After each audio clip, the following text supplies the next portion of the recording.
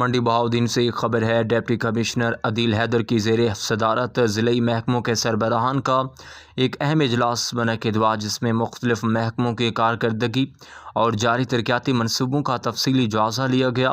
اجلاس میں عوامی خدمات کی فراہمی، عوامی فلاحی اقدامات، پنجاب ڈیولپمنٹ پروگرام، جاری تعمیراتی منصوبوں پر SOPs کی عمل درآمد، آوارہ کتوں کے خاتمے، واسا کی کارکردگی اور ستھرا پنجاب پروگرام کے تحت صفائی ستھرائی کے امور پر تفصیلی غور کیا گیا۔